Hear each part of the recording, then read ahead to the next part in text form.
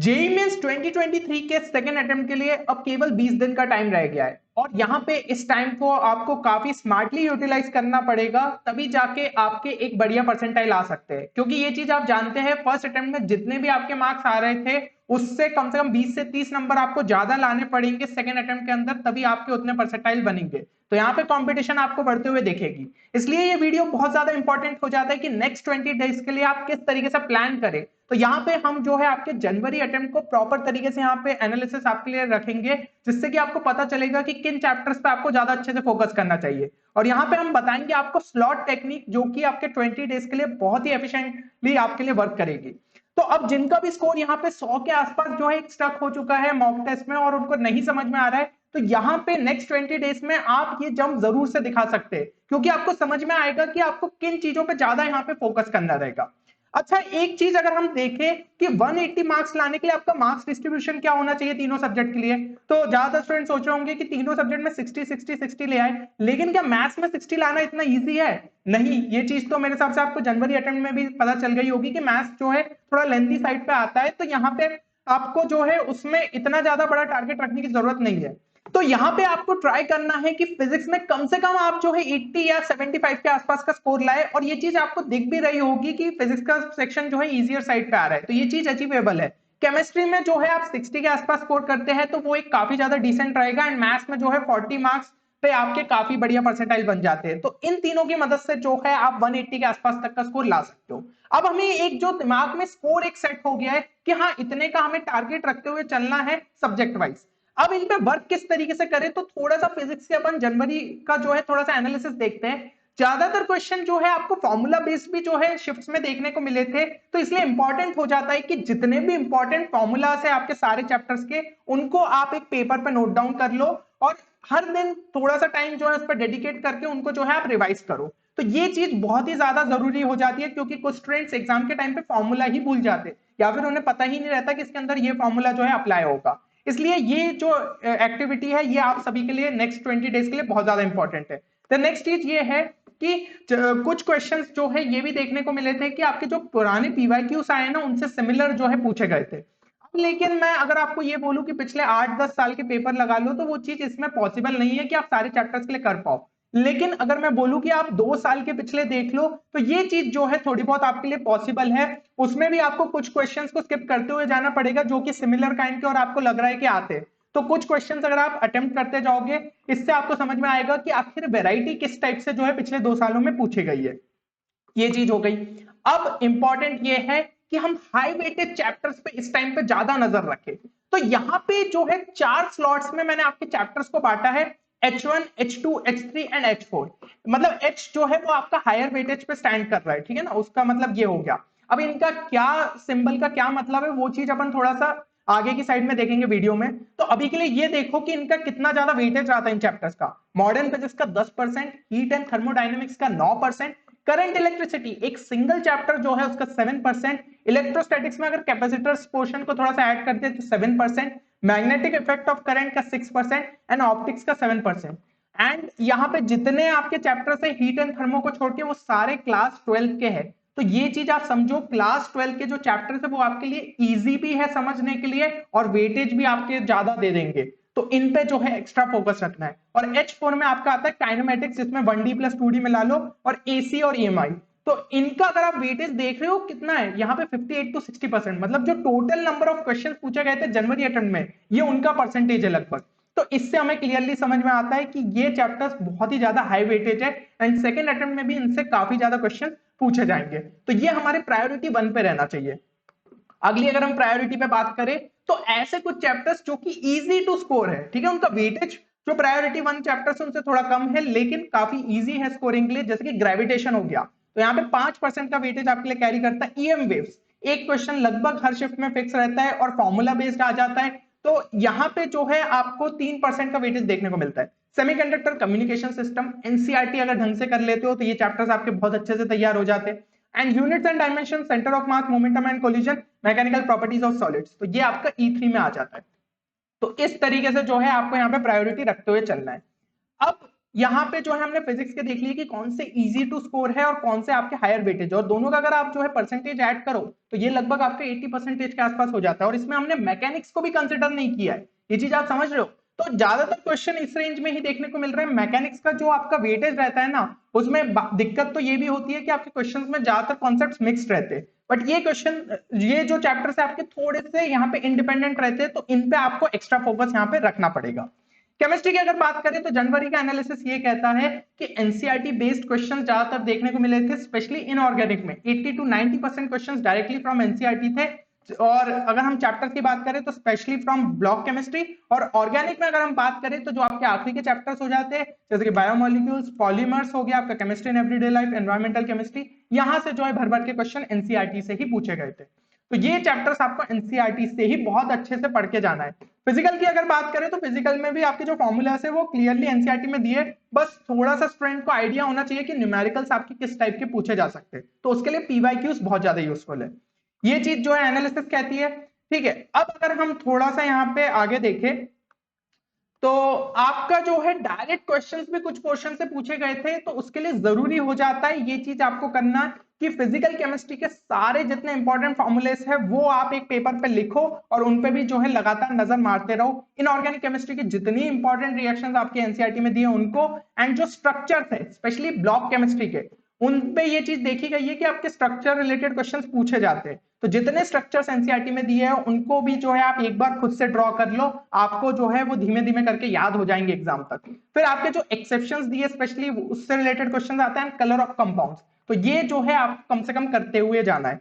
Organic chemistry की बात करें, सारी इंपॉर्टेंट रिएक्शंस हो गई, जो स्ट्रक्चर्स आपके biomolecules, chemistry in everyday life और पॉलीमर्स में दिए वो आपको अच्छे से समझ में आने चाहिए, और फंक्शनल ग्रुप टेस्ट। तो ये चीजें आपको डायरेक्ट क्वेश्चंस यहाँ पे देखने को मिलते हैं इन सब चीजों से, इसलिए इनको बहुत अच्छे से करके जाओ। अगर कोई डायरेक्ट क्वेश्चन आ रहा है तो उसको क्यों छोड़ के आना, तो उसके लिए ये चीज भी अगर आप कर लोगे तो वो क्वेश्चन आपसे छूटेगा नहीं। ये चीज हो गई। अब हम देखते हैं high weightage chapters. High weightage chapters में जो है आपका यहाँ पे जीओसी काफी ज्यादा वेटेज कैरी करता है, 6% के आसपास देखने को मिला था। एस ब्लॉक का भी जो है इस बार वेटेज ज्यादा था, वैसे पिछले सालों में थोड़ा कम था, लेकिन अगर ये चीज दिख रही है ट्रेंड में तो हो सकता है एस ब्लॉक का भी इस बार भी वेटेज ज्यादा रहे, तो 6% हम देख सकते हैं। कोऑर्डिनेशन कंपाउंड का भी 6%, सॉल्यूशन का 5%, डी एंड एफ ब्लॉक का 5%, एमाइंस का जो है आपका 4%, और यहाँ पे केमिकल बॉन्डिंग का 4% और एटॉमिक स्ट्रक्चर का 4%, टोटल ओवरऑल लगभग 40% के आसपास हो जाता है। तो इनको जो है हमें प्रायोरिटी 1 पे सेट करना है। प्रायोरिटी 2 पे अगर हम बात करें तो यहाँ पे जो है आपका 27% के आसपास जो है लगभग रहेगा, जिसमें बायोमोलिक्यूल्स हो गया आपका, chemical kinetics, metallurgy, chemistry in everyday life, environmental chemistry, surface chemistry और हाइड्रोजन, ये सब जो है आप प्रायोरिटी 2 पे यहाँ पे सेट कर लो। ठीक है ना, तो इस तरीके से आपको इन पे जो है वर्क करना है। अब अगर नेक्स्ट हम जो है मैथ्स की बात करें तो मैथ्स का एनालिसिस ये कहता है कि पेपर जो है आपके मतलब शिफ्ट्स में पूछे गए थे वो उतने ज्यादा डिफिकल्ट नहीं थे, बट लेंथी साइड पे थे। तो यहाँ पे ये चीज जरूरी है कि पहले तो जो है आप मैथ्स के प्रति अपना डर हटा दो कि मैथ्स के हमेशा जो है क्वेश्चंस डिफिकल्ट आते हैं, कुछ डुएबल क्वेश्चंस हमें देखने को मिलते हैं, और उन्हीं सिलेक्टिव क्वेश्चंस को अगर आप करते हो तो यहाँ पे आपको फायदा देखने को मिलेगा। और इसके लिए जरूरी यही हो जाता है कि आप जो भी अभी क्वेश्चन सॉल्व कर रहे हो ना, तो उसको जो है एक प्रॉपर टाइमर के साथ सॉल्व करो, ताकि आपकी जो है स्पीड लगातार बढ़ती रहे। तो 20 डेज का टाइम बहुत ज्यादा रहता है कि आप जब क्वेश्चंस प्रैक्टिस कर रहे हो अगर उन्हें जो है टाइमर के साथ सॉल्व करते हो तो स्पीड कहीं ना कहीं इंप्रूव होते चली जाएगी। और नेक्स्ट अगर हम देखें तो पीवाईक्यूज जो है वो बहुत ज्यादा इंपॉर्टेंट थे। ठीक है ना, पीवाईक्यूज क्यों इंपॉर्टेंट हो जाते हैं, क्योंकि 2022 की अगर मैं बात करूं तो यहाँ पे लेवल ऑफ क्वेश्चंस काफी ज्यादा अच्छा देखने को मिला था। अब 2023 में थोड़ा सा लेवल कम ही किया गया है, तो अगर 2022 के लगा लेते हो तो बहुत सारे कॉन्सेप्ट्स ऐसे ही आपके अच्छे से क्लियर हो जाएंगे। तो पीवाईक्यूज ध्यान से लगा के जाना है आपको। अब देखिए, जो हमने मार्क्स डिस्ट्रीब्यूशन में मैथ्स के लिए बात की कि अगर आप 40 नंबर भी ले आते हैं तो एक बहुत अच्छे परसेंटाइल आपके बन सकते हैं, तो यहाँ पे मैं सजेस्ट करना चाहूंगा एक आपको ऐसा कोर्स जो कि ये चीज को आपके लिए अचीवेबल बना सकता है, क्योंकि इसमें आपके लिए जो है स्मार्ट तरीके से पूरी थ्योरी को कवर अप कराया गया है, साथ ही साथ कुछ बढ़िया शॉर्ट ट्रिक्स आपको जो है सिखाई गई है, जिसके थ्रू आप क्वेश्चंस को और जल्दी अप्रोच कर पाओगे। एंड काफी ज्यादा मोस्ट एक्सपेक्टेड क्वेश्चंस यहाँ पे रखे गए हैं जो कि आपके सेकंड अटेम्प्ट में आ सकते हैं। तो इस कोर्स को आप जरूर से चेक कर सकते हैं। जो डिटेल्स है इस कोर्स की वो आपको डिस्क्रिप्शन एंड पिन कमेंट में मिल जाएगी, तो तुरंत जाके जो है इस कोर्स में आप एनरोल कर सकते हैं। अब फिर से अगर हम यहाँ पे हाई वेटेज चैप्टर्स की बात करें तो 3D एंड वेक्टर्स का सबसे ज्यादा जो है वेटेज आपको देखने को मिलता है, हर साल ही ये चीज है, और इस बार तो 16% था इनका, तो बहुत ही ज्यादा इंपॉर्टेंट हो जाते हैं। सीक्वेंशियल सीरीज का 6%, डेफिनेट इंटीग्रल का 6%, बायनोमियल थ्योरम का 6%। और डेफिनेट इंटीग्रल को पढ़ने से पहले बेसिक्स थोड़े बहुत आपको पता होना चाहिए इनडेफिनेट के, कि सब्स्टिट्यूशन टेक्निक किस तरीके से यूज होती है और ये सब। अगर वो चीज पता है तो डेफिनेट इंटीग्रल आप करके जाते हो तो ज्यादातर क्वेश्चन यही से जो है देखने को मिलते हैं। अब कुछ इजी स्कोरिंग चैप्टर्स की अगर मैं बात करूं तो मैथमेटिकल रीजनिंग, स्टैटिस्टिक्स हो गया, area under the curves, determinant, sets and relation. तो ये काफी ज्यादा इजी स्कोरिंग है और वेटेज आपका ठीक ठाक आपको जो है देखने को मिल जाता है। तो यहाँ पे जो मैथ्स में हम टारगेट लेके चल रहे हैं ना, वो इसके थ्रू जो है आप अचीव कर सकते हो। अब ये जो मैंने यहाँ पे आपको दिखाया E1, E2, H1, ये आखिर है क्या? तो ये चीज हम स्लॉट्स के थ्रू समझते हैं। तो ये तो मेरे हिसाब से आप समझ गए, H जो है वो हाई स्कोरिंग वाले हो गए और E जो है वो आपकी इजी स्कोरिंग वाले। तो इनको जो है हम एक स्लॉट्स में यहाँ पे जो है डालते जाएंगे ताकि आपके हाई स्कोरिंग चैप्टर्स भी जो है कंप्लीट होते जाए और इजी स्कोरिंग भी चैप्टर्स जो है आपके कंप्लीट होते जाए। तो नेक्स्ट 20 डेज के लिए जो है प्लान आपका किस तरीके से काम करेगा, 4 स्लॉट आपको बनाने हैं 5-5 दिन के। तो पहला 5 दिन का जो आपका स्लॉट हो जाएगा उसमें आपको H1 वाले चैप्टर्स को जो है ट्राई करना है कि 3 से 3.5 दिन के अंदर जो है आप ज्यादा इनके क्वेश्चंस जो है अच्छे तरीके से लगा लो। E1 में जो है आपको फिर लगभग 1 दिन देना है क्योंकि उसमें आपकी इजी स्कोरिंग चैप्टर्स है, तो उन पर बहुत ज्यादा टाइम हमें इन्वेस्ट करने की जरूरत नहीं है और यहाँ पे जो है आप क्वेश्चंस इनकी प्रैक्टिस अच्छे तरीके से करो। और बाकी रिवीजन जो है अगर आपके कोई स्ट्रॉन्ग क्वेश्चंस है तो उनका रिवीजन कर सकते हो। एंड एक दिन आपको डेडिकेट करना है, 3 मॉक टेस्ट आपको लगाने हैं जेई मेंस के जनवरी अटेम्प्ट के लिए। अब आप बोलोगे यार ये चीज कैसे पॉसिबल है, एग्जॉस्ट हो जाएगा दिमाग। तो यहाँ पे जो आपके तीनों पेपर्स है वो आपको जो है प्रॉपर ऐसे मतलब एज अ टेस्ट नहीं देना है। 2 मॉक टेस्ट आप जो है simple as a practice source के हिसाब से करो कि आपने क्वेश्चन देखा आपसे बन रहा है तो ठीक है, नहीं तो सॉल्यूशन देखते हुए आगे बढ़ते गए। तो 2 मॉक टेस्ट जो है आप इस तरीके से कर सकते हो, ठीक है ना। इसके लिए फिर आपको 3-3 घंटे इन्वेस्ट करने की जरूरत नहीं, 1.5 घंटे में जो है ये टेस्ट आप कंप्लीट कर सकते हो। एक मॉक टेस्ट को जो है प्रॉपर 3 घंटे से फिर आपको लगाना है। तो टोटल अगर आप जो है यहाँ पे 5 आपके 4 स्लॉट्स बने तो हर स्लॉट में अगर आप 3-3 पेपर इस तरीके से निपटाते हो तो सारे जो 12 शिफ्ट के पेपर है वो कंप्लीट हो जाएंगे। एंड ये चीज जो है पिछले साल भी देखी गई थी कि जो आपके यहाँ पे अटेम्प्ट 1 में क्वेश्चंस आते हैं ना, उनमें से कुछ जो है रिपीट होते हुए देखने को मिल जाते हैं अटेम्प्ट 2 में। इसलिए मैं चाहता हूं कि आप कोई भी पेपर जो है वो छोड़ के नहीं जाओ, इसलिए आपके लिए यहाँ पे एक दिन जो है इस एक्टिविटी के लिए रखा गया है। तो यहाँ पे मैं आपको जो बता रहा हूँ ना, ये प्लान इस हिसाब से ही तैयार किया गया है कि हमारे पास जरा सी भी स्कोप है अगर नंबर लाने की तो हम उसको बिल्कुल भी यहाँ पे मिस नहीं करें। अब अगर मैं कुछ सोर्सेज की बात करूं तो जैसा मैंने पहले ही कहा कि अगर आप 100 मार्क्स के आसपास पे स्टैंड कर रहे हो मॉक टेस्ट में, इसका मतलब आपकी थ्योरी कई हद तक जो है कंप्लीट है। तो more focus should be on question solving. तो यहाँ पे कुछ सोर्सेज आपके लिए है जो कि आप क्वेश्चंस और ज्यादा इस टाइम पे प्रैक्टिस करो। फिजिक्स में एससीवी के वर्कड आउट एग्जांपल लेवल 1 और 2 की एक्सरसाइज देख लो। पीवाईक्यूज जो है आप 2021 और 22 के लगाते जाओ, ठीक है ना।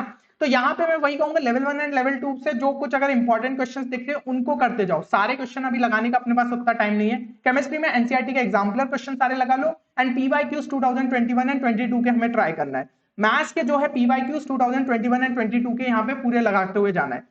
और फिर से मैं वही चीज कहूंगा, एक एक क्वेश्चन को लगाते हुए बैठने का भी टाइम नहीं है। तो जो क्वेश्चन ऐसा समझ में आ रहा है कि ये चीज कंप्लीट हो जाएगी, एक बार सॉल्यूशन से मैच करो, अगर आपका कॉन्सेप्ट सही बैठ रहा था तो आगे बढ़ जाओ। जो थोड़ा कुछ अच्छा लग रहा है तो उस पर ही जो है थोड़ा दिमाग चलाओ, स्टेप्स लिखो कि हाँ इस तरीके से सॉल्व होगा, अगर वो चीज भी मैच करती है तो फिर नेक्स्ट क्वेश्चन पे मूव करो। बट ये पूरा टारगेट जो है कंप्लीट करके जाओ 2021 एंड 22 के पेपर्स।